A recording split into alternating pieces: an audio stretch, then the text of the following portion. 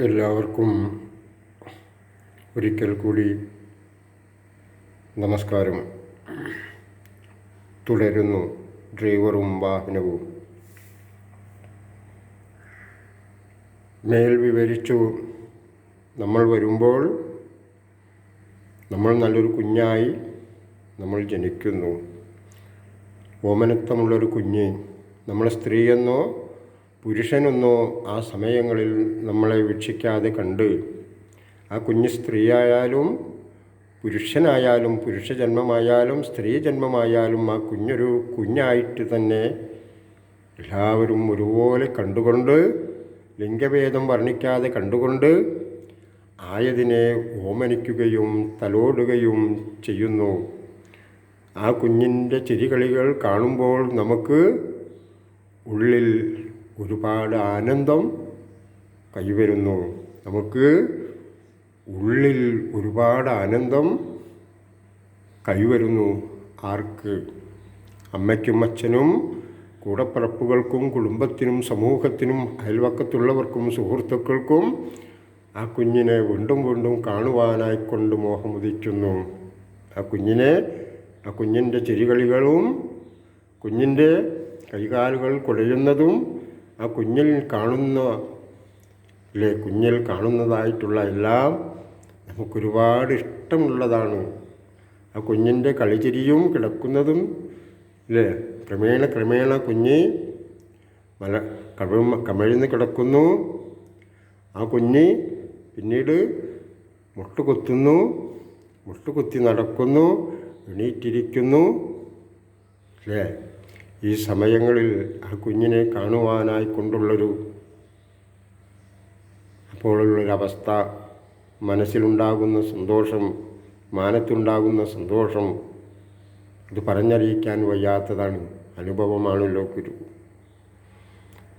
നമ്മൾ ചിന്തിച്ചിട്ടുണ്ടോ?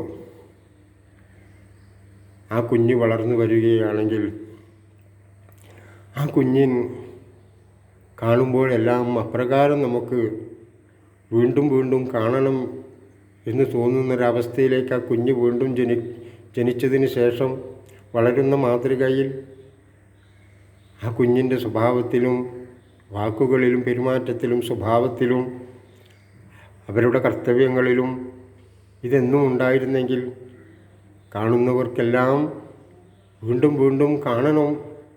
ആ കുഞ്ഞ് വളരുന്നതല്ല, ആ കുഞ്ഞിൻ്റെ അവസ്ഥകൾ നമുക്ക് വീണ്ടും വീണ്ടും കാണണമെന്നും കേൾക്കണമെന്നും ആയതിൻ്റെ കുസൃതികളും വാക്കുകളും കേൾക്കണമെന്നും കാണണമെന്നും വീണ്ടും വീണ്ടും നമ്മളിൽ മോഹമുതിരുന്നു, മോഹം ഉണ്ടാകുന്നു. എന്താ കാരണം?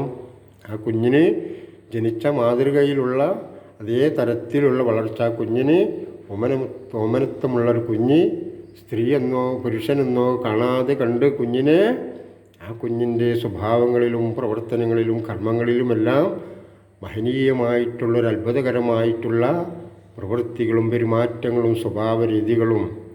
അപ്പോൾ എന്തു സമൂഹത്തിന് തോന്നുന്നു? ആ കുഞ്ഞിനെ കണ്ടു പഠിക്കണം. ആ കുഞ്ഞിനെ ഒന്ന് കാണുവാനായിക്കൊണ്ട് ഒരുപാട് മോഹം വീണ്ടും വീണ്ടും ഉദിക്കുന്നു. എന്നാൽ അത് കുഞ്ഞാണോ? അല്ല.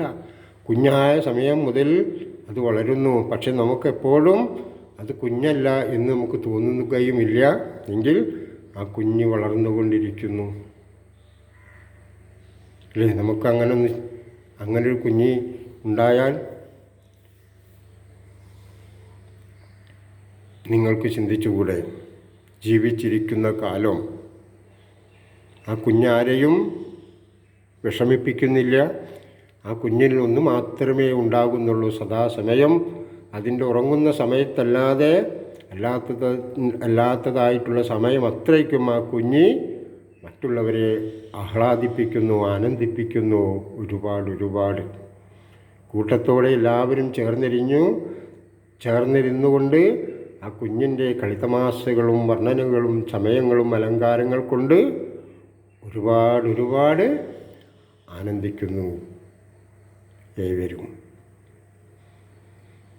വളർന്നു വരുന്ന കുഞ്ഞിൽ ഇപ്രകാരമുള്ളൊരു വളർച്ചയോടുകൂടി മറ്റുള്ളവരെ രസിപ്പിക്കുവാനും മറ്റുള്ളവരെ കാര്യബോധത്തോടു കൂടി ചിന്തിപ്പിക്കുവാനും ആയതിനോട് ഉതകുന്ന രീതിയിലുള്ള വാക്കുകളും പ്രവർത്തനങ്ങളും ആ കുഞ്ഞിൽ വീണ്ടും വീണ്ടും ജനിച്ചു കൊണ്ടിരുന്നാൽ നമുക്ക് വീണ്ടും വീണ്ടും ആ കുഞ്ഞിനെ വിട്ടുപോകുവാനായിക്കൊണ്ട് നമുക്ക് കാണാതിരിക്കുവാനായിക്കൊണ്ട് നമുക്ക് കഴിയുന്നില്ല. ആ കുഞ്ഞ് അതിമനോഹരമായിട്ടുള്ളൊരു കുഞ്ഞായി വളരുന്നു. ഒരുപാട് മാതൃകയോട് കൂടി, ഒരുപാട് ആനന്ദിപ്പിക്കുന്ന സ്വഭാവശുദ്ധിയോട് കൂടിയിട്ടുള്ളൊരു കുഞ്ഞ് അങ്ങനെ വളർന്നു വരുന്നു. നമുക്ക് വളരുന്തോറും ആ കുഞ്ഞിനെ വിട്ടുപോകുവാനായിക്കൊണ്ട് നമുക്ക് ആവുന്നില്ല. എപ്പോഴും കാണണമെന്ന് തോന്നുന്നു, എപ്പോഴും ആ കുഞ്ഞിൻ്റെ നാമം ഉച്ചരിക്കണമെന്ന് തോന്നുന്നു. ആ കുഞ്ഞാരെയും വേദനിപ്പിക്കുന്നില്ല, വിഷമിപ്പിക്കുന്നില്ല. അപ്രകാരം ആ കുഞ്ഞിനെ നമ്മൾ ഒരുപാട് ഇഷ്ടപ്പെടുന്നു. ജീവിച്ചിരിക്കുമ്പോൾ ഇപ്രകാരമുള്ളൊരു നിലപാടിലല്ലേ മനുഷ്യൻ മുന്നോട്ട് പോകേണ്ടത്? ചിന്തിച്ചിട്ടുണ്ടോ? നമ്മുടെ ഭാഗത്ത് നിന്നുള്ള ഒരു പ്രഹരം കൊണ്ട്, വാക്കുകൾ കൊണ്ടോ നമ്മുടെ പ്രവൃത്തികൾ കൊണ്ടോ മറ്റുള്ളവരെ വേദനിപ്പിക്കുന്നുണ്ടെങ്കിൽ നിങ്ങൾ ചിന്തിക്കണം. അതിനുടമയാകുന്ന ഭാഗവത്താവുന്നവർക്ക് പിന്നെ നമ്മളെ കാണണമെന്ന് തോന്നുമോ? അവർ നമ്മൾ വഞ്ചിച്ചാൽ, അവരെ പറ്റിച്ചാൽ, ചതിച്ചാൽ ജീവിതത്തിൽ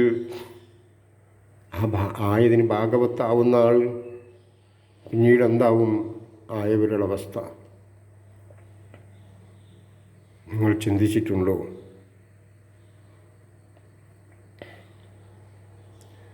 നമുക്ക് വേണ്ടത് സ്നേഹവും സ്വഭാവശുദ്ധിയും മാനുഷിക മൂല്യങ്ങൾക്കുതകുന്ന കർത്തവ്യമാണ്. ആയതേ നമുക്കെന്നും നിലനിൽക്കുകയുള്ളൂ.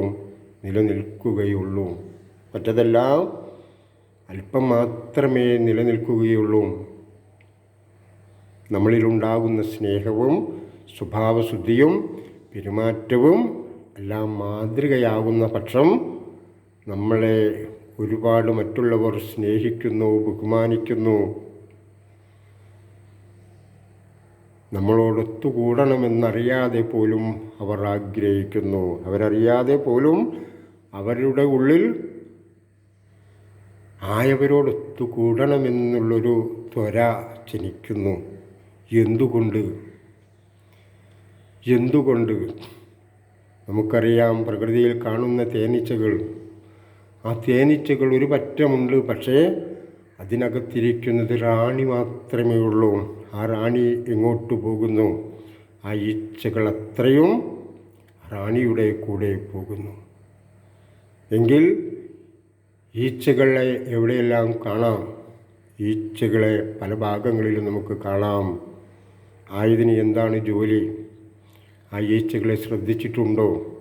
പൂമേലുള്ള പൂമ്പൊടികൾ ആയതിൻ്റെ കാലുകളിൽ വമിച്ചുകൊണ്ട് തേനാകുന്ന മതിരിക്കുന്ന തേനൂറ്റിക്കൊണ്ട് ജലം സംഭരിച്ചുകൊണ്ട് അതിൻ്റെ കർത്തവ്യം ക്രമം തെറ്റാതെ പ്രകൃതി കാണിച്ചു കൊടുത്തിട്ടുള്ളവരെ മാർഗത്തിലൂടെ എനിക്കോർമ്മ വയ്ക്കുന്ന കാലം മുതൽ ഞാൻ കണ്ടുവന്നിട്ടുള്ള തേനീച്ചകളിൽ ഒരു മാറ്റവും കൂടാതെ അവരുടെ കർത്തവ്യം അതിപവിത്രമായി ചെയ്തുകൊണ്ടിരിക്കുന്നു പ്രകൃതിയുടെ മക്കളായിട്ടുള്ള ജീവികൾ. അവരിലൊരു മാറ്റവും കാണുന്നില്ല. അവർ അപ്രകാരം തന്നെ അന്നും ഇന്നും അവർ ജീവിക്കുന്നുള്ളൂ. ആ പ്രകൃതിയുടെ പാവപ്പെട്ട മക്കൾ, അവർക്ക് ഒന്നേ കർത്തവ്യം അവരിൽ നിക്ഷിപ്തമായിട്ടുള്ളൂ. അവർക്ക് കുറഞ്ഞ ആയുസ്സിനെ കൊടുത്തിട്ടുള്ളൂ. എങ്കിലും മനുഷ്യന് കൂടുതൽ ആയുസ്സിനെ കൊടുത്തിട്ടുണ്ടോ? ഇല്ല. അതിലും കുറഞ്ഞ ആയുസ്സേ മനുഷ്യനിന്ന് കാണുന്നുള്ളൂ. കാരണം 10 ദിവസമാണ്, അല്ലെങ്കിൽ 30 ദിവസമാണ്, അല്ലെങ്കിൽ 90 ദിവസമാണ് ഒരു തേനീച്ചയ്ക്ക് കൊടുത്തിട്ടുള്ളതെങ്കിൽ ആ തേനീച്ച ജനിച്ച ആ സമയം മുതൽ ആ തേനീച്ച പോകുന്ന സമയം വരെയും ആയതിൻ്റെ കർത്തവ്യം ഒരു പഴുതുപോലും പാഴാക്കാതെ കണ്ട് ഉദയം മുതൽ അസ്തമയം വരെ കർമ്മം ചെയ്തുകൊണ്ടിരിക്കുന്നു, പ്രവൃത്തികൾ ചെയ്തുകൊണ്ടിരിക്കുന്നു, ഇടതടവില്ലാതെ.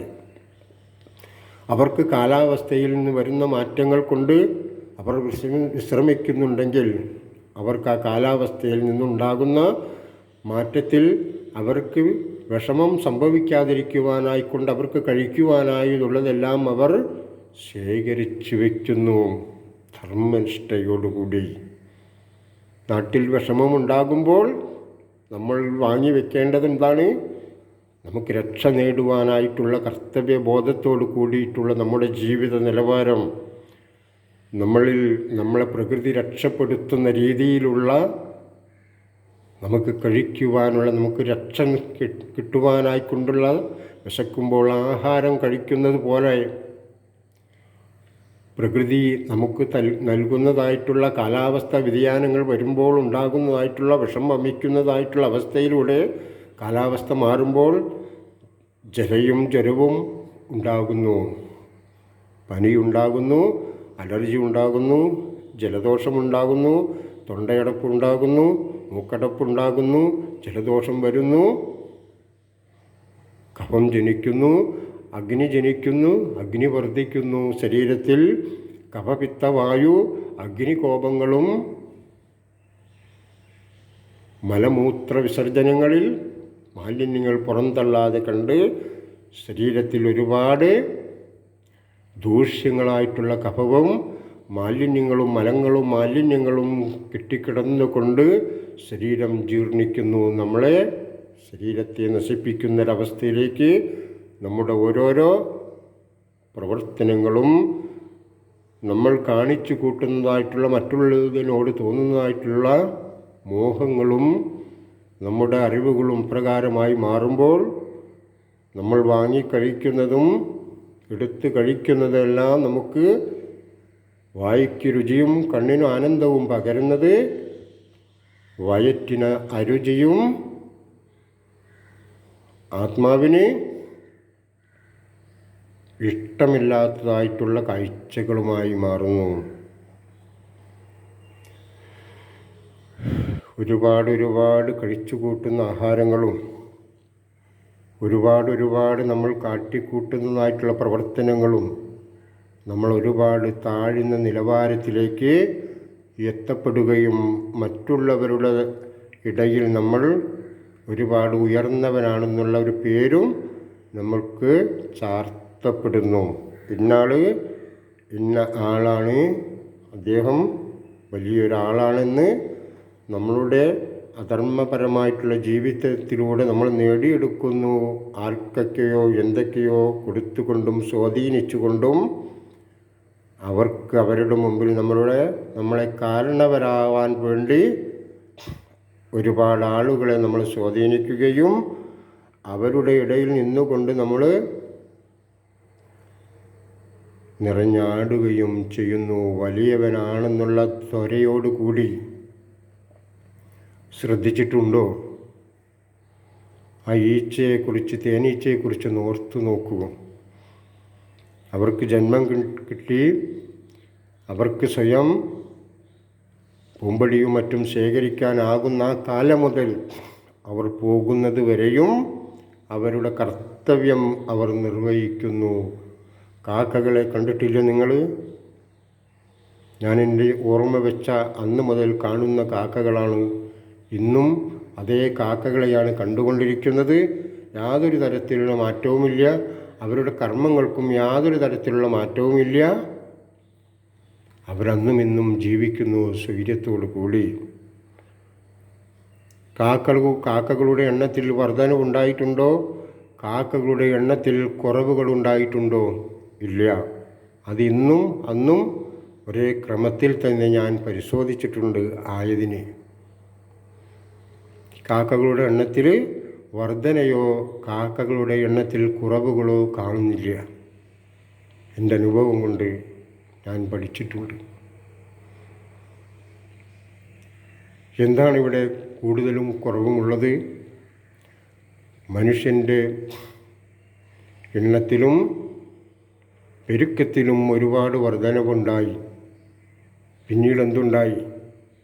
ഒരുപാട് സ്വാദിഷ്ടമായിട്ടുള്ള ആഹാര അന്നപാനീയങ്ങൾ എവിടെ നിന്നൊക്കെയോ വന്ന് എത്തി ആയവയുടെ വർധനവ് ഒരുപാട് കൂടിക്കൂടി വന്നുകൊണ്ടിരുന്നു.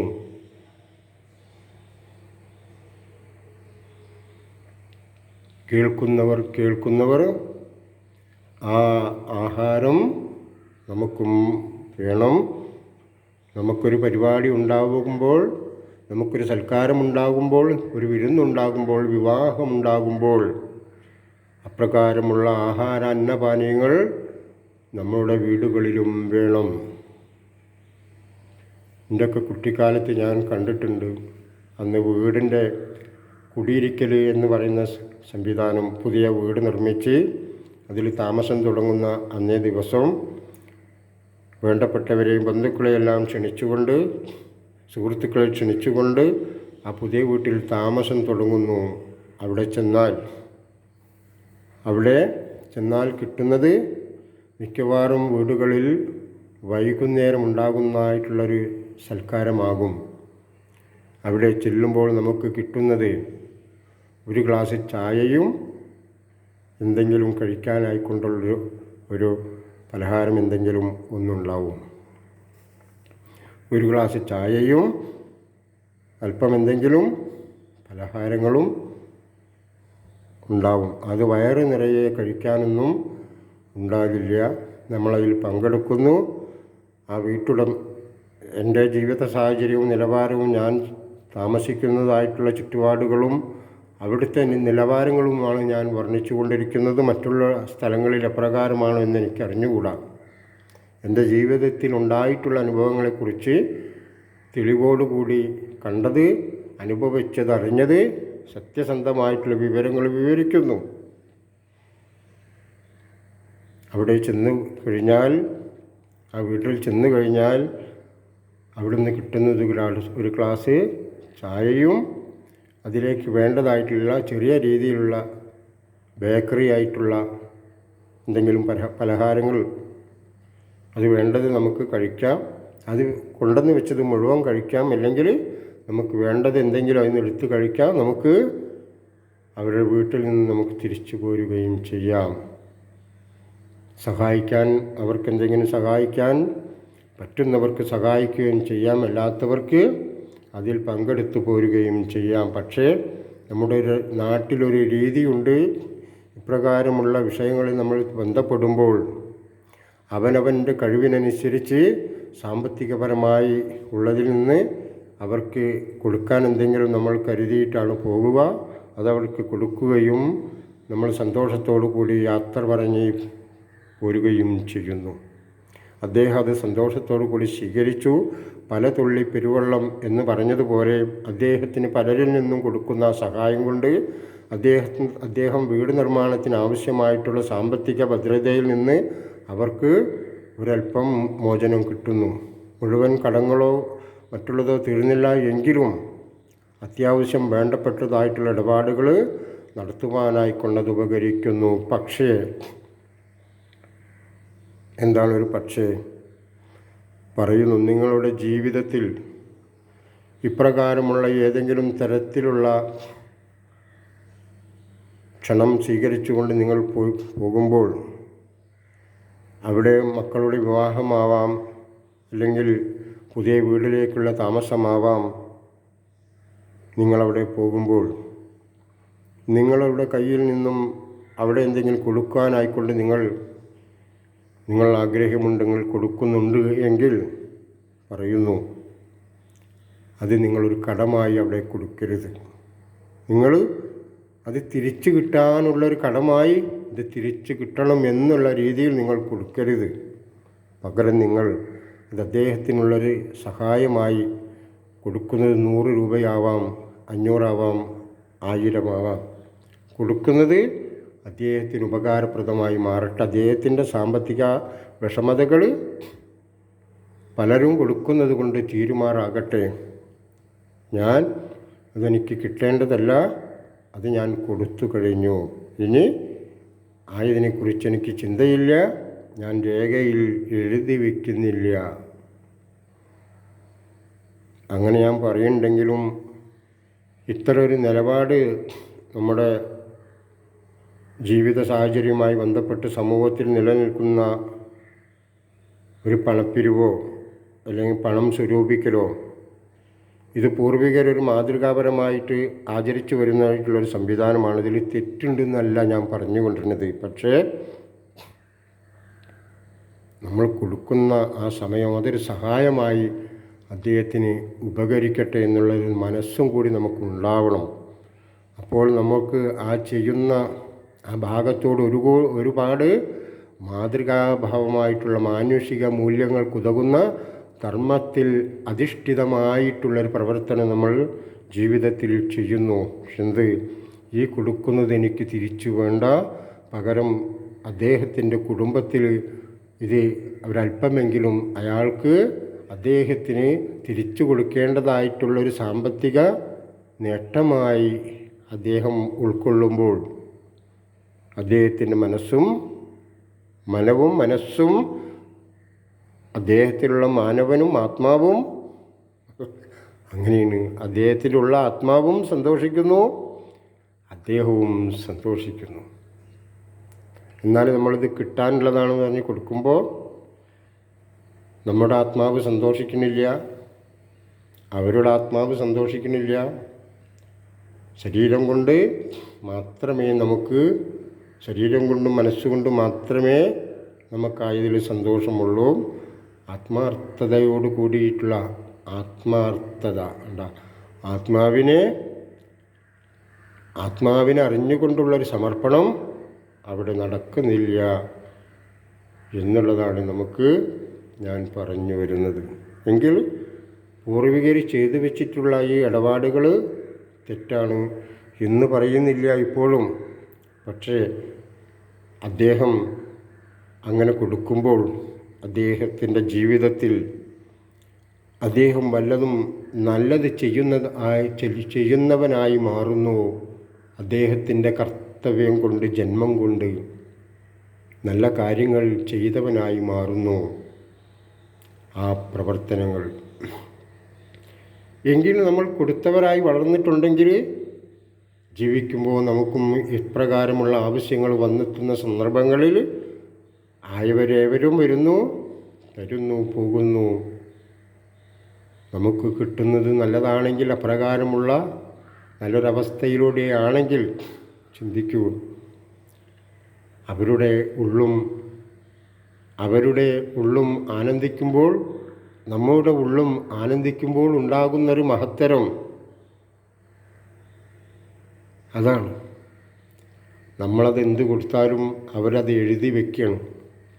നമ്മൾ കൊടുക്കുന്നത് നമ്മൾ എഴുതിയിട്ട് കൊടുത്താലും എഴുതാതെ കൊടുത്താലും നമുക്കത് തിരിച്ചു തരണ്ട എന്നുള്ള അർത്ഥത്തിലാണ് നമ്മൾ കൊടുത്തതെങ്കിൽ ഇത് അദ്ദേഹത്തിൻ്റെ ആവശ്യങ്ങൾക്കുതകുന്ന രീതിയിൽ ഉപകാരപ്രദമായി മാറട്ടെ എന്നുള്ളൊരു ചിന്ത നമ്മളിൽ ഉദിച്ചാൽ തന്നെ നമ്മൾ പേരെഴുതിയോ എഴുതിയില്ലയോ എന്നുള്ളതൊന്നും അവിടെ കാവ്യമായി മാറുന്നില്ല. പകരം നമ്മുടെ മനസ്സിന് മാത്രമാണ് ജീവിതം എന്ന നിലവാരത്തിൽ എൻ്റെ ആത്മാവിൽ വരുന്ന ആ സത്തയിലുണ്ടാകുന്ന ആ ആനന്ദം അപ്രകാരം മാത്രമേ ആയതിൽ നിലകൊള്ളുകയുള്ളൂ.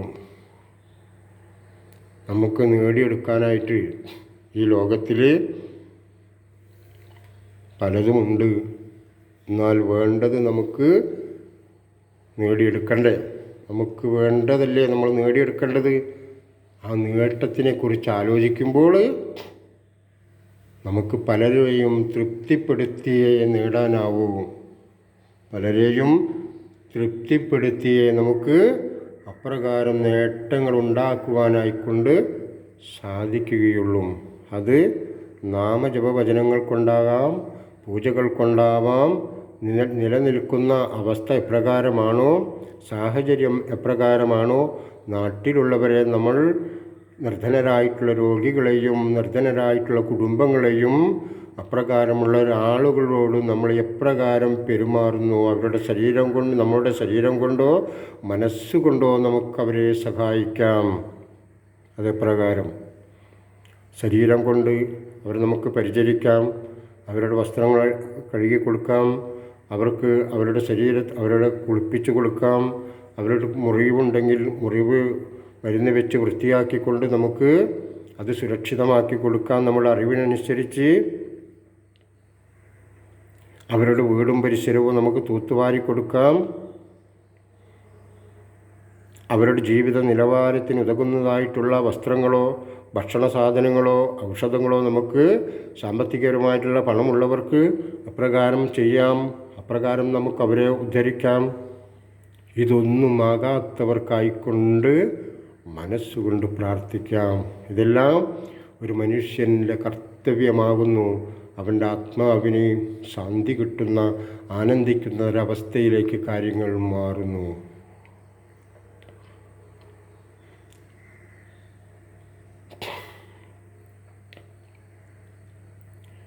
നമ്മളാകുന്ന ശരീരമാകുന്ന വാഹനം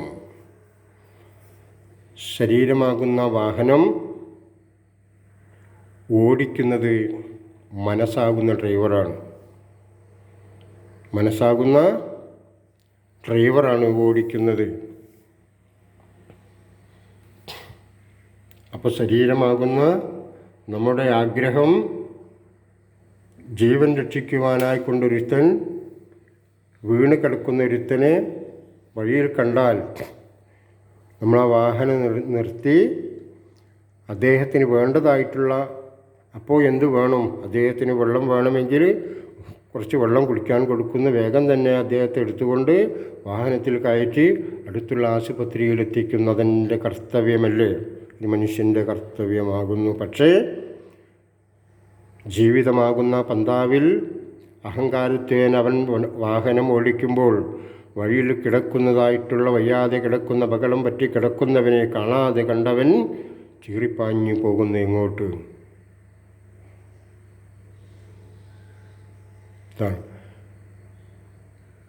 ആരാണ് വാഹനം ഓടിക്കുന്നത്?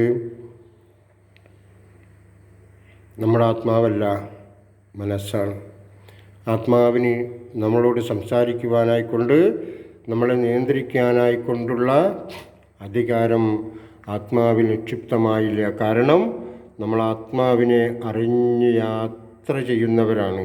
ആത്മാവിനെ അറിയാതെ യാത്ര ചെയ്യുന്നത് കൊണ്ട് ജീവിതത്തിൽ ഒരുപാട് ദോഷദുരിതങ്ങൾ വമിപ്പിക്കുന്നതായിട്ടുള്ള കർമ്മപ്രവർത്തികളും പരിപാടികളിലും ആഘോഷങ്ങളിലും ആർഭാടങ്ങളിലും നമ്മൾ ഇടപെടുന്നു, പങ്കെടുക്കുന്നു. ആയതിലെല്ലാം നമ്മൾ ആനന്ദത്തിൽ തിമിർന്നാടുന്നു അഹങ്കാരത്തിന്.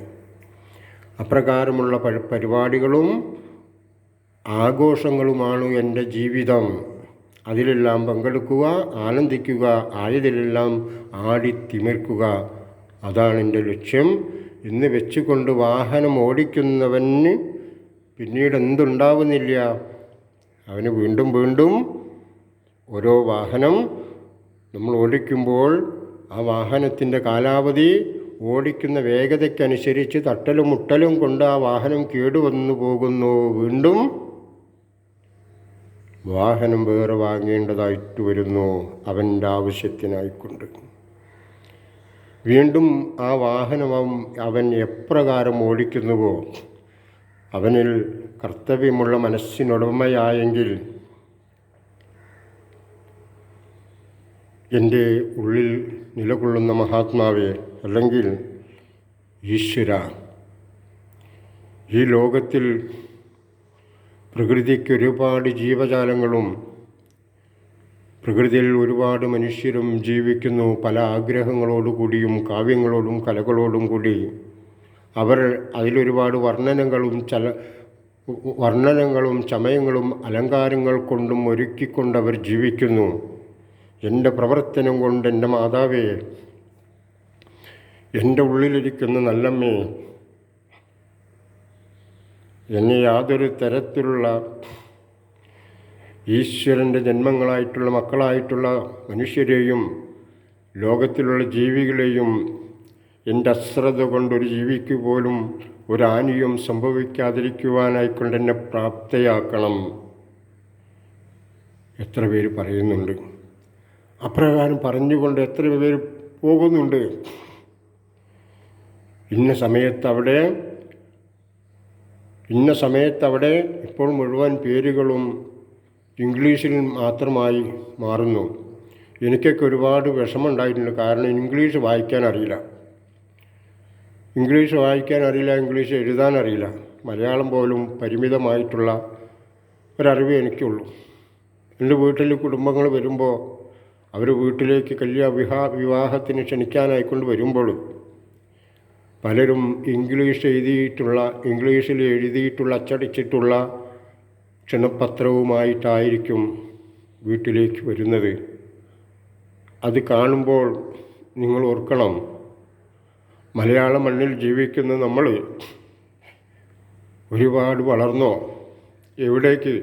നിങ്ങൾക്ക് തോന്നുന്നില്ലേ ഞങ്ങൾ ഇംഗ്ലീഷിൽ പത്രമടിച്ചാൽ, വിവാഹപത്രം ക്ഷണപത്രം അടിച്ചാൽ ഞങ്ങൾ ഒരുപാട് വളർന്നെന്നുള്ള ധിക്കാരം കൊണ്ടല്ലേ നിങ്ങൾ അപ്രകാരം ചെയ്യുന്നത്? നിങ്ങൾ ചിന്തിച്ചിട്ടുണ്ടോ, നിങ്ങളുടെ കുടുംബങ്ങളിലുള്ള എല്ലാവരും ഇംഗ്ലീഷ് വായിക്കാൻ അറിയുന്നവരും ആയത് ഗ്രഹിക്കാൻ അറിയുന്നവരുമാണോ എന്ന് നിങ്ങൾ ചിന്തിച്ചിട്ടുണ്ടോ? ആരെ മാത്രമാണ് നിങ്ങൾ കാണുന്നത്? നിങ്ങളുടെ വീട്ടിലുള്ള നിങ്ങളുടെ മക്കൾ ഇംഗ്ലീഷ് അറിയുന്നവരും പഠിച്ചവരുമായിരിക്കും. ആ ഒരു അഹങ്കാരം വെച്ചുകൊണ്ടല്ലേ നിങ്ങളിത് ഉണർത്തിച്ച് ഇപ്രകാരമുള്ളൊരു പത്രം നിങ്ങളടിക്കുന്ന വിവാഹ ക്ഷണപത്രം. നിങ്ങളൊരു 100 വീട്ടിൽ നിങ്ങൾ ആ ക്ഷണപത്രം കൊടുക്കുന്നുണ്ടെങ്കിൽ നിങ്ങൾ ചിന്തിച്ചിട്ടുണ്ടോ എത്ര പേർക്ക് എൻ്റെ ക്ഷണം ഈ പത്രത്തിലൂടെ സ്വീകരിക്കുവാനാവും? ഞാൻ ആയതിന് നോക്കി, ചിലപ്പോൾ കണ്ടമുണ്ടം ഒക്കെ വാക്കുകളൊക്കെ നോക്കി പേര് വായിക്കുവാനായിക്കൊണ്ട് ഒരുപാട് ഇങ്ങനെയൊക്കെ നോക്കിയത് കൊണ്ട് മനസ്സിലാവും. പക്ഷേ മറ്റുള്ളതൊന്നും മനസ്സിലാക്കുവാനായിക്കൊണ്ടുള്ള ഒരു പരിജ്ഞാനമില്ലാത്തത് കൊണ്ട് ഞാൻ ആ പത്രം തിരിച്ചു മറിച്ചൊക്കെ നോക്കി അവിടെ വയ്ക്കുന്നു. ഡേറ്റ് ഏതായാലും അല്ലെങ്കിൽ ആ ദിനം എന്നാണെന്ന് അങ്ങനെ മനസ്സിലാക്കുന്നു. മുഹൂർത്തം ഇന്ന സമയത്ത് അവരെ ക്ഷണിച്ചത് എങ്ങനെയാണ് നമ്മൾ വ്യക്തി കൊണ്ട് ആലോചിക്കും. ഇന്നേ ദിവസം അവരുടെ വീട്ടിൽ ഇന്നേ ദിവസം ഇന്ന സമയത്ത് ഇങ്ങനെ ആവും. അത് നമ്മൾ ഇത് വായിച്ചത് കൊണ്ടല്ല, നമുക്ക് മുൻപുണ്ടായിട്ടുള്ള ആ കാവ്യങ്ങൾ, നമ്മളിൽ രചിക്കപ്പെട്ടുള്ള കാവ്യങ്ങളിൽ ഒരുപാട് പരിചയമുള്ളത് കൊണ്ട് നമ്മൾ യുക്തി കൊണ്ട് മനസ്സിലാക്കുന്നു. ആ പത്രം കൊണ്ട് നമുക്ക് അത് മനസ്സിലാക്കുവാനായിക്കൊണ്ട് സാധ്യമല്ല. അതാരുടെ ഭാഗത്തു നിന്നുണ്ടാകുന്ന പിഴവുകളാണ്. മക്കളോ ആരെങ്കിലും അല്ലെങ്കിൽ അച്ഛനോ അമ്മയ്ക്കോ അല്പം വിവരമുണ്ടെങ്കിൽ, വിദ്യാഭ്യാസപരമായിട്ട് വിവരമുണ്ടെങ്കിൽ അവരുടെ വിദ്യാഭ്യാസം ഉയർന്നതായതുകൊണ്ട് അവർ ഇംഗ്ലീഷിൽ ക്ഷണപത്രം അടിക്കുവാനായിക്കൊണ്ട് അവർ ഭാഗവത്തായി മറ്റുള്ളവർക്ക് കൊടുക്കുന്നവരെക്കുറിച്ച് ചിന്തിക്കാതെ കണ്ടവർ അതിൽ മറന്നുകൊണ്ട് അവരെ പത്രം അടിക്കുന്നു, ആയവ കൊണ്ടോ കൊടുക്കുന്നു. ക്ഷണിതാവിന് അറിയുന്നുണ്ടോ? വായിക്കാൻ പറ്റുന്നുണ്ടോ? എത്ര പേർക്കറിയും? ഇന്ന് പല വീടുകളിലും കുട്ടികൾക്കൊക്കെ ചിലപ്പോൾ അറിയാമായിരിക്കും. പക്ഷേ അവിടെയുള്ള ഗൃഹസ്ഥന്മാർക്ക് അധികം ആളുകൾക്കും ഇത് കാണുവാനുള്ളൊരു കഴിവ് മാത്രമേ ഉണ്ടാവുകയുള്ളൂ. വായിച്ചെടുക്കുവാനുള്ളൊരു അറിവുണ്ടാകണം എന്നില്ല പലർക്കും. കുട്ടികൾക്ക് ചിലപ്പോൾ അറിയാമായിരിക്കും. പക്ഷേ ആ നാഥനോ ആയവ വായിക്കുവാനോ മനസ്സിലാക്കുവാനോ കഴിയുന്നില്ല. അപ്പോൾ നമ്മൾ എന്ത് വേണം? ഇപ്രകാരമുള്ള പത്രങ്ങൾ അടിക്കുന്നത് ഇംഗ്ലീഷിലാകാതെ പരിഭാവനതയോട് കൂടിയിട്ടുള്ള മലയാള പരിഭാഷയിൽ മാത്രം വിവാഹ ക്ഷണപത്രങ്ങളും മറ്റും വിവരങ്ങളെ നമ്മൾ ക്ഷണിക്കുന്നതായിട്ടുള്ള തലങ്ങളിലേക്ക് എത്തിക്കുന്നതായിട്ടുള്ള പത്രങ്ങൾ അടിക്കുമ്പോൾ മലയാളത്തിൽ മാത്രം അവ വിവരിച്ചു കൊണ്ടാവണം നിങ്ങൾ ചെയ്യുന്ന ഈ ക്ഷണപത്രവും മറ്റുള്ള വിവരങ്ങൾ അറിയിക്കുന്നതും. അതാണ്. അങ്ങനെ നമ്മൾ ഓരോരോ ഭാഗങ്ങളിലും നമ്മൾ ചെല്ലുമ്പോൾ നമ്മൾ ക്ഷണിച്ച പ്രകാരം ആ ക്ഷണന ഭാഗത്തേക്ക് പോകുമ്പോൾ നമ്മൾ ഇന്ന സമയത്ത് എത്തണം എന്ന് പറഞ്ഞ് ആ സമയത്തേക്ക് എത്താൻ വേണ്ടി പോകുമ്പോൾ നമ്മളിൽ അപകടമുണ്ടാകുമ്പോൾ അതിൻ്റെ ഉത്തരവാദി ആരാണ്? നമ്മൾ വാഹനം വിളിച്ചിട്ട് ഡ്രൈവറോട് നമ്മൾ മനസ്സ് പറയുന്നു വേഗം പോകണം, ഇന്ന സമയത്ത് അവിടെ എത്തിയില്ല എങ്കിൽ സമയം തെറ്റും. ചോദിക്കുന്ന സമയം തെറ്റിയാൽ എന്താ പ്രശ്നം? സാവകാശം പോയാൽ പോരെ?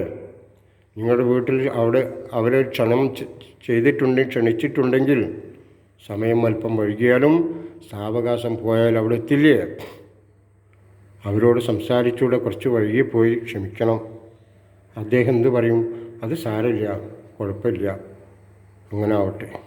എന്നാൽ നിങ്ങളുടെ ഓവർ സ്പീഡ് കാരണം വഴിമധ്യേ പരിസരത്തുള്ളവരുടെ ദേഹത്തിൽ നമ്മുടെ വാഹനം തട്ടുകയോ അല്ലെങ്കിൽ എതിരെ വരുന്ന വാഹനത്തിലേക്ക് നമ്മുടെ വാഹനം തട്ടുകയോ ചെയ്തു കഴിഞ്ഞാൽ ഉണ്ടാകുന്നതായിട്ടുള്ള പ്രശ്നം നമുക്കവിടെ ആ സമയത്തിന് എവിടെ എത്തും? നമ്മൾ എന്നേക്കുമായി എത്തേണ്ടയിടത്തേക്ക് എത്തും. എന്തുകൊണ്ട്? അശ്രദ്ധ കൊണ്ട് ജീവിതമാകുന്ന പന്താവിൽ നമ്മൾ കർത്തവ്യം എന്തെന്നറിയാതെ സഞ്ചരിക്കുന്നവർ ഇപ്രകാരമുള്ള അവസ്ഥയിലേക്ക് എത്തപ്പെടുന്നു. ഒരു കുഞ്ഞ് ജനിക്കുമ്പോൾ കാണുന്ന ആനന്ദങ്ങളും അപ്രകാരമുള്ളൊരവസ്ഥയിൽ നിന്നവൻ മാറി വ്യതിചലിച്ചുകൊണ്ട് ഒന്നും അറിയാത്തവനായിക്കൊണ്ടവൻ നാട്ടിലുടനീളമുള്ള അലങ്കാരങ്ങളും ചമയങ്ങളും വർണ്ണനകളും കണ്ടുകൊണ്ട് അതെല്ലാം എനിക്ക് വെട്ടിപ്പിടിക്കണം, എനിക്കെൻ്റെ കൈവശമാക്കണം എന്നുള്ള ചിന്തകൾ മറ്റുള്ളവരെ അവനെ വെറുക്കുവാനായിക്കൊണ്ട് കാരണബോധയാക്കുന്നു. അതാരുടെ കുഴപ്പം കൊണ്ടാണ്? ചിന്തിക്കണം.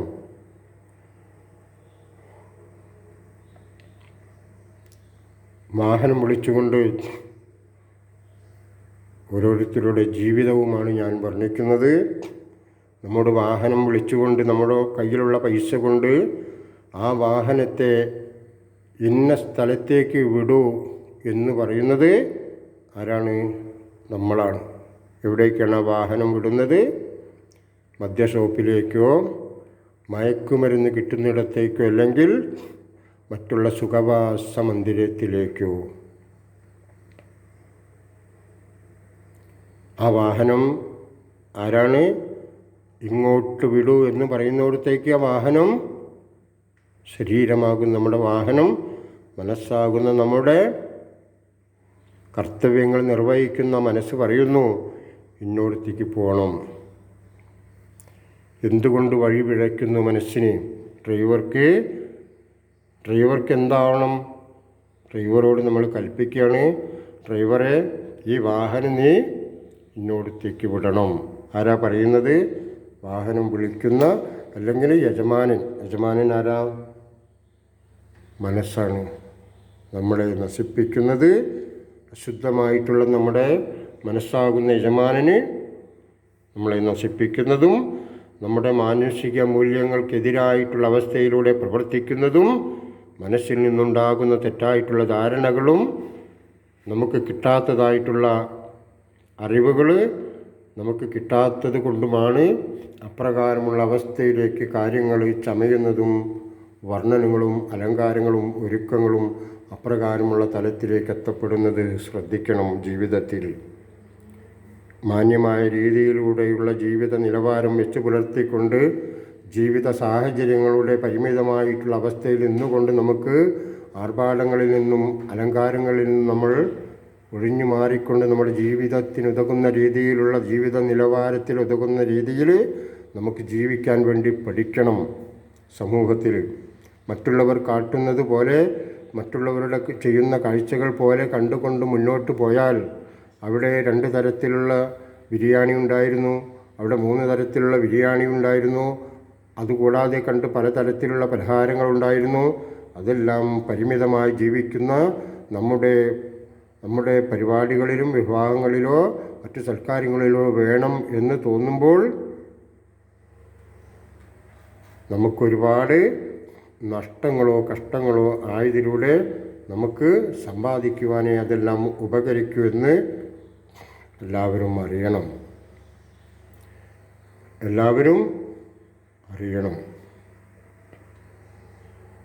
ആരാണ് വാഹനം ഓടിക്കുന്നത്? വാഹനം ഓടിക്കുന്നത് ഡ്രൈവർ. ആരാണ് ആ ഡ്രൈവറോട് വാഹനം ഇന്ന ഭാഗത്തേക്ക് വിടണമെന്ന് പറയുന്നത്? നമ്മളാണ്. നമ്മൾ എന്തിനെ ഇഷ്ടപ്പെടുന്നു, എവിടേക്ക് പോകണമെന്ന് ഇഷ്ടപ്പെടുന്നു, അവിടേക്ക് വിടാനാണ് നമ്മൾ ഡ്രൈവറോട് പറയുന്നത്. ഡ്രൈവർ നിസ്സഹതായ അവസ്ഥയോടുകൂടി അയാൾ ഡ്രൈവറാണ്. ശരീരമാകുന്ന വാഹനത്തെ വഹിച്ചു കൊണ്ടുപോകുന്ന ഡ്രൈവറാണ്. നമ്മുടെ മനസ്സ് യജമാനനായി മാറുമ്പോൾ മനസ്സ് ദോഷകരമായിട്ടുള്ള ചിന്തകൾക്ക് കാവ്യം ജനിപ്പിക്കുന്നതാണെങ്കിൽ അവൻ്റെ ജീവിതം കുട്ടിച്ചോറായി മാറുന്നു, തകർന്ന് തരിപ്പണമാകുന്നു ആ ജന്മം. പലരെയും നശിപ്പിക്കുകയും പലരുടെയും സമാധാനം ഇല്ലാതെയാക്കുന്നതും ആ വാഹനത്തിൻ്റെ യജമാനനാകുന്നു, മനസ്സായിത്തീരുന്നു. ഡ്രൈവറുണ്ടെങ്കിലേ വാഹനം ഓടുകയുള്ളൂ. ഡ്രൈവറില്ലെങ്കിൽ വാഹനം ചലിക്കുന്നില്ല. ഇന്ധനം വാഹനത്തിൽ നിറച്ചാലും ഡ്രൈവറില്ലാതെ വാഹനം പോകുന്നില്ല. ഇപ്പോൾ പറയും ഡ്രൈവറില്ലാതെ വാഹനം പോകും, റിമോട്ടിന് പോകും. റിമോട്ട് ആര് ചലിപ്പിക്കണം? ആ വാഹനം ചലിപ്പിക്കുവാൻ ആ റിമോട്ടിൽ കാര്യപ്രാപ്തി സമ്പാദിച്ചിട്ടുള്ള നേടിയിട്ടുള്ള ഒരാൾക്ക് മാത്രമേ ആ വാഹനം നിയന്ത്രിക്കുവാനായിക്കൊണ്ട് സാധിക്കുകയുള്ളൂ. അതാണ് നമ്മളാകുന്ന ഒരു വാഹനം, ശരീരമാകുന്നൊരു വാഹനം. ആ വാഹനം പ്രവർത്തിക്കുന്നത് ഡ്രൈവറാകുന്ന നമ്മുടെ ആത്മാവാണ്. ഡ്രൈവറാകുന്ന നിസ്സഹനായിട്ടുള്ള ഡ്രൈവർക്ക് നമ്മളോട് പറയാൻ അവകാശമില്ല, എന്ത്, ഈ ഭാഗത്തേക്ക് പോകണ്ട. ചിലപ്പോൾ ആത്മാർത്ഥതയുള്ള ഡ്രൈവർമാരാണെങ്കിൽ പറയും. കാരണം അപ്രകാരമുള്ള ഒരു മനസ്സിനുടമയാണെങ്കിൽ ആ വാഹനത്തിൻ്റെ ആൾക്കാരുമല്ല, ഈ റോട്ടിൽ കൂടെ നമ്മൾ പോയി കഴിഞ്ഞാൽ ഈ റോഡ് വളരെ മോശമാണ്, നമുക്ക് വാഹനത്തിന് ഒക്കെ ബുദ്ധിമുട്ടാണ്, നമുക്ക് യാത്ര ചെയ്യാൻ ഒരുപാട് എന്താ പറയുക, യാത്രയ്ക്കൊരു സുഖം ഉണ്ടാവില്ല, ചാടിക്കളിച്ചൊക്കെ പോകണം. അപ്പോൾ നമ്മൾ ഇന്ന മാർഗമുണ്ട്, അവിടെ നല്ല റോഡാണ്, നമുക്ക് ആ റോട്ടിൽ കൂടിയല്ലേ പോവുക നല്ലത്.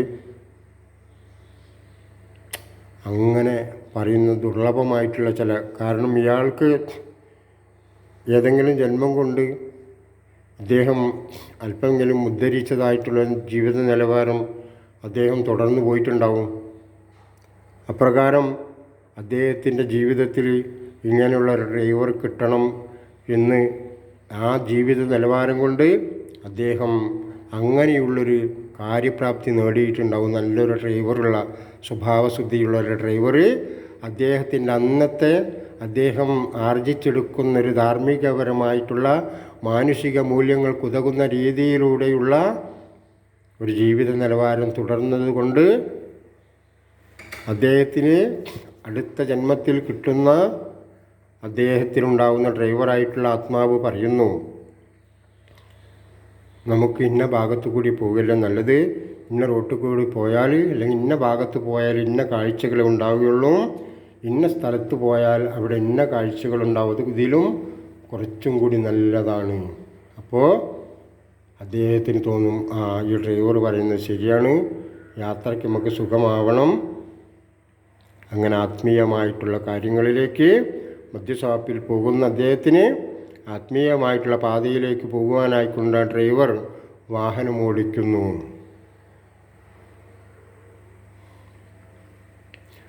പോകുന്ന വഴിയിൽ എന്തു കാണുന്നു? അവിടെ കുറേ അലങ്കാരങ്ങളൊക്കെ തൂക്കി വഴിയോരങ്ങളിൽ, ആ വഴിയോരങ്ങളിൽ കുരുത്തോല കൊണ്ട് അലങ്കാരങ്ങൾ ചാർത്തിയിട്ടുണ്ട്. ആ കുരുത്തോല കൊണ്ട് ഒരുപാട് നീളത്തിലതാ പോകുന്നു. അലങ്കാരങ്ങൾ ഒരു ഭാഗത്തേക്ക് നീങ്ങി മാറി പോകുന്നു. അവിടെ അതാ അലങ്കാരങ്ങൾ കാണുന്ന അവിടെ ഒരു ക്ഷേത്രമുണ്ട്. ആ ക്ഷേത്രത്തിൽ കലാപരിപാടികൾ നടക്കുന്നു, പൂജ നടക്കുന്നു, ആത്മീയമായിട്ടുള്ള പ്രഭാഷണങ്ങൾ നടക്കുന്നു, സപ്താഹങ്ങൾ നടക്കുന്നു, യാഗങ്ങൾ നടക്കുന്നു, യജ്ഞങ്ങൾ നടക്കുന്നു. അവിടെ എത്തുമ്പോൾ ഡ്രൈവറോട് പറയുന്നു ആ യജമാനൻ, ഡ്രൈവറെ വാഹനം ഇവിടെ നിർത്തൂ, നമുക്ക് ഇവിടെ ഒന്ന് കയറി നോക്കാം, ഇവിടെ എന്താ നടക്കുന്നത്. അദ്ദേഹത്തിൻ്റെ മനസ്സ് അങ്ങോട്ടേക്ക് ചലിക്കുന്നു.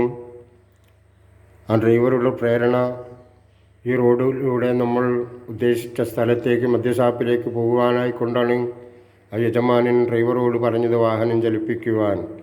ആ ഡ്രൈവർ പറഞ്ഞു കൊടുത്ത മാർഗങ്ങളിലൂടെ റോഡിനെ ശുദ്ധമാക്കുന്ന റോഡിൻ്റെ ഭാഗത്താണ് ആയതിലൂടെ നമുക്ക് സഞ്ചരിച്ചാൽ ആ റോട്ടിലൂടെ സുഖമായി നമുക്ക്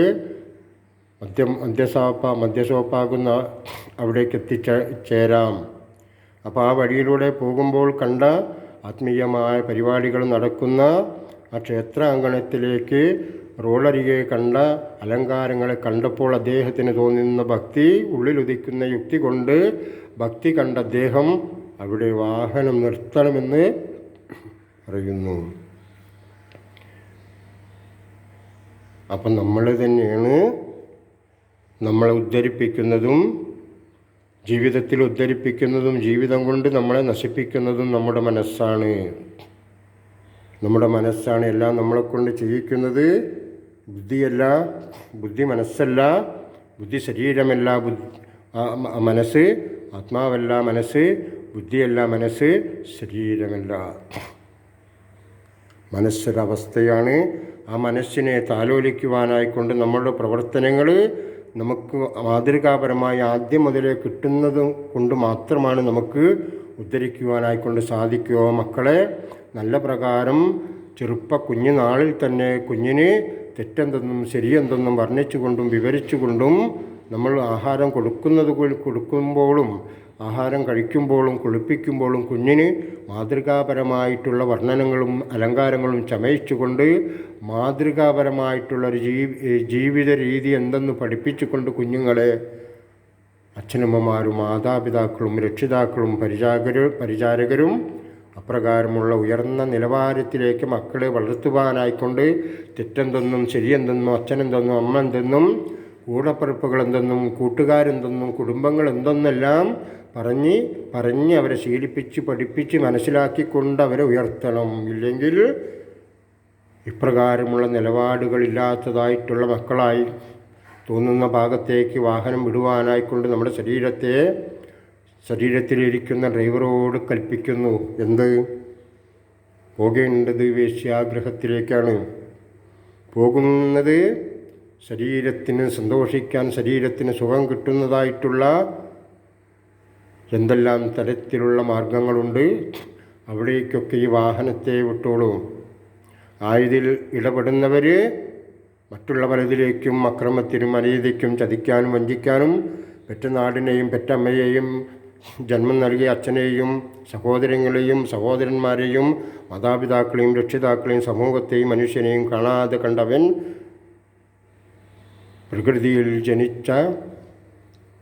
പ്രകൃതിയുടെ മാതാവായി ജനിച്ചവൻ വികൃതിയായി, അങ്ങനെ വൈകൃതമായി, അങ്ങനെ അക്രമിയായി എല്ലാം കൊണ്ടും അവൻ തരം താഴ്ന്നുള്ള ജന്മം കൊണ്ട്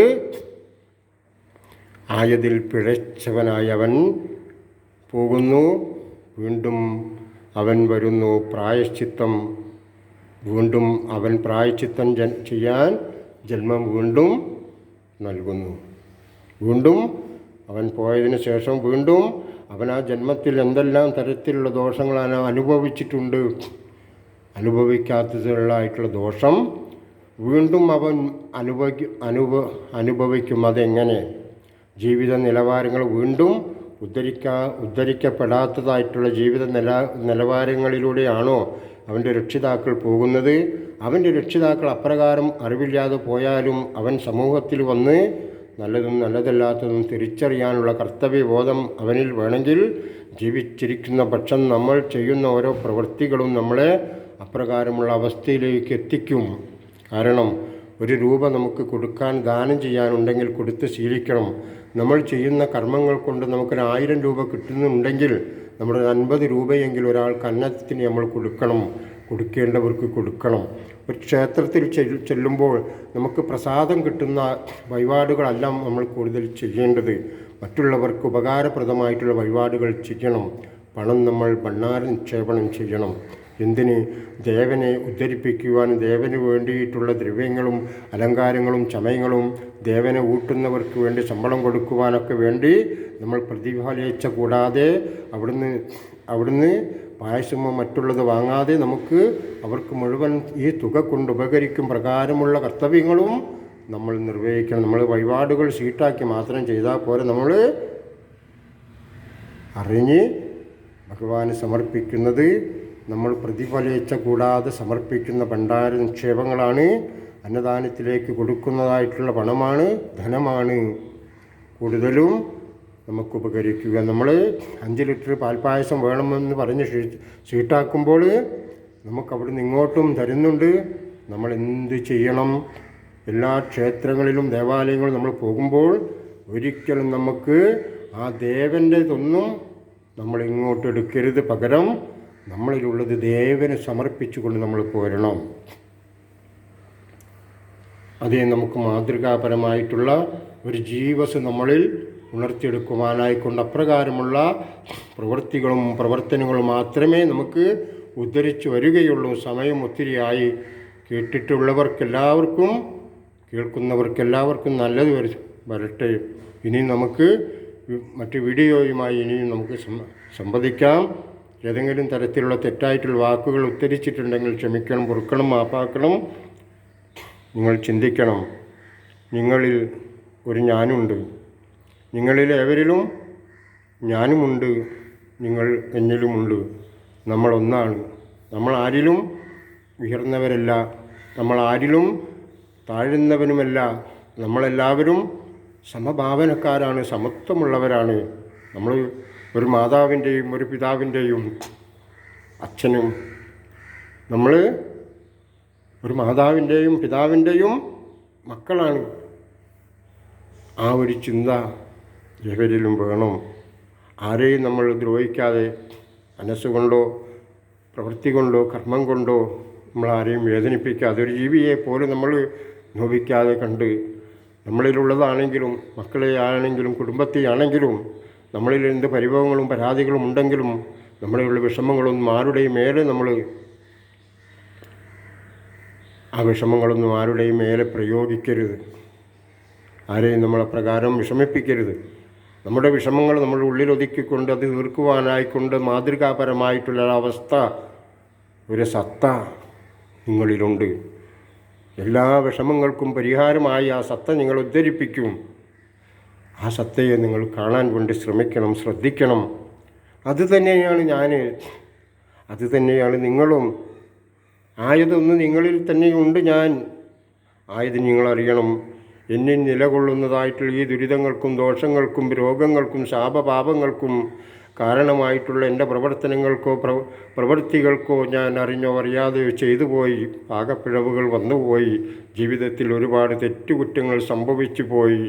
ഇനി ഞാനിതാ പറയുന്നു, ഇനിയുള്ള കാലം ചെയ്തു പോയിട്ടുള്ള തെറ്റുകുറ്റങ്ങൾക്ക് പ്രായശ്ചിത്തം ചെയ്യുവാനായിക്കൊണ്ട് എന്നെ പ്രാപ്തയാക്കണം. പറയൂ നിങ്ങൾ. പിഴവില്ല ഈ വാക്കിന് എന്ന് നിങ്ങളറിയണം. വ്യക്തിക്കും സമൂഹത്തിനും ചേരുന്നതായിട്ടുള്ള ഈ വാക്കിനെ നിങ്ങൾ ഒരുപാട് സ്നേഹത്തോടു കൂടി സ്വീകരിച്ചു കൊള്ളൂ. നിങ്ങൾക്കൊരിക്കലും പിഴവില്ലാത്ത തകർന്നടിഞ്ഞ നിങ്ങളുടെ ജീവിത പന്താവിൽ നിങ്ങൾ ഒരുപാട് ഉദ്ധരിച്ചുകൊണ്ട് സത്യമെന്തെന്നും ധർമ്മമെന്തെന്നും ആയതിലൂടെ യാത്ര എത്ര മനോഹരമാണെന്നും നിങ്ങളെ പഠിപ്പിക്കുന്ന, നിങ്ങൾക്ക് പറഞ്ഞു തരുന്ന, ആനന്ദിക്കുന്ന ഒരു ശക്തി, ആ ഒരു സത്ത നിങ്ങളിൽ നിലകൊള്ളുന്നു. ആയതിനോടായി ചോദിക്കുമോ? ഞാൻ അറിഞ്ഞു ഈ ജീവിത പന്താവിൽ ഏതൊക്കെയോ വാരിക്കൂട്ടുവാനായിക്കൊണ്ടും നേടുവാനായിക്കൊണ്ടും ഞാൻ പ്രവർത്തിച്ചു. ഞാൻ മനസ്സിലാക്കുന്നു, ഇതെല്ലാം വേണ്ടതായിരുന്നോ? വേണ്ടാത്തതായിരുന്നോ? വേണ്ടതായിട്ടുള്ളതെന്തെങ്കിലും ഉണ്ടെങ്കിൽ സ്വീകരിച്ചു കൊള്ളുക. വേണ്ടാത്തതായിട്ടുള്ളത് എന്തെങ്കിലും ഉണ്ടെങ്കിൽ സ്വീകരിക്കേണ്ട, മാപ്പാക്കണം. ആയതിൽ പ്രായശ്ചിത്തം ചെയ്യുവാനുള്ള കഴിവ് നൽകി. ഇനിയുള്ള കാലം എത്ര നിമിഷമാണോ, എത്ര ദിവസമാണോ, എത്ര ആഴ്ചയാണോ, എത്ര മാസമാണോ, എത്ര വർഷമാണോ ജീവിക്കുന്നത്, അത്രയും കാലം വ്യക്തിക്കും സമൂഹത്തിനും ഉതകുന്ന രീതിയിൽ പ്രായശ്ചിത്ത പരിഹാര കർമ്മങ്ങൾ ചെയ്യുവാനായിക്കൊണ്ട് തന്നെ പ്രാപ്തയാക്കണം. ആയതിനുള്ള അറിവ് നൽകണം, ആയതിനുള്ള കഴിവ് നൽകണം, ആയതിനുള്ള അവസരം നൽകി ഞങ്ങളെയും ഞങ്ങളെ കുടുംബത്തെയും അനുഗ്രഹിക്കണം. സ്വന്തം എന്ന രീതിയിൽ പ്രാർത്ഥിക്കരുത്. സമൂഹത്തിന് വേണ്ടി എല്ലാവർക്കും ഈ അവസ്ഥ നൽകണമെന്ന് പ്രായശ്ചിത്തത്തിനുള്ള ഈ സന്ദർഭം നൽകണമെന്നും പറഞ്ഞ് പ്രാർത്ഥിക്കണം. നിങ്ങൾക്ക് രക്ഷാമാർഗമായി ഏവരിലും കാക്കുന്നവനായി ആ ചൈതന്യം മാറും. ആ ചൈതന്യം നിങ്ങളിൽ അന്നു മുതൽ പ്രകാശിച്ചു തുടങ്ങും. കുറേശ്ശെ ഒരു വൈദ്യുതി കമ്പിയിലൂടെ ഒരു വൈദ്യുതി നിർമ്മാണത്തിലിരിക്കുന്ന വൈദ്യുതി ഉൽപ്പാദിപ്പിക്കുന്നവർക്ക് ആ ഉൽപ്പാദന കേന്ദ്രത്തിൽ നിന്നും ആ വൈദ്യുതിയെ ത്വരിതപ്പെടുത്തി ലോകമാസകലം എപ്രകാരം വ്യാപിക്കുന്നുവോ പല ട്രാൻസ്ഫോമറുകളിലൂടെ ത്വരിതപ്പെടുത്തി നമ്മുടെ ഓരോരുത്തരുടെയും വീടുകളിൽ ആ വൈദ്യുതി ലൈൻ എപ്രകാരം വന്നു, ആ വന്ന വൈദ്യുതിയെ ത്വരിതപ്പെടുത്തിക്കൊണ്ട് വീണ്ടും നമ്മുടെ ഓരോരോ മുറികളിലും എപ്രകാരം ബൾബായി പ്രകാശിക്കുന്നുവോ അപ്രകാരമുള്ളൊരു പ്രകാശത്തിൻ്റെ വൈദ്യുതിയുടെ ഒരു ഉടമകളാണ് നമ്മൾ. എല്ലാവരിലും ഈശ്വരാംശമായ ഒരു പ്രകാശം ഇരിക്കുന്നു. അത് പ്രകാശിക്കാത്തത് കൊണ്ടാണ് ഈ ജീവിതത്തിൽ വരുന്ന ദുരിതങ്ങളും രോഗങ്ങളും വിഷമതകളും കഷ്ടപ്പാടുകളും എന്നറിഞ്ഞുകൊണ്ട് നമ്മൾ മുന്നോട്ട് പോകണം. ആ വൈദ്യുതിയെ ബൾബാകുന്നതിനെ സ്വിച്ച് ഓൺ ചെയ്യൂ ഇപ്രകാരമുള്ള പ്രാർത്ഥനയിലൂടെ. എല്ലാവർക്കും നന്ദി, നമസ്കാരം, പ്രണാമം.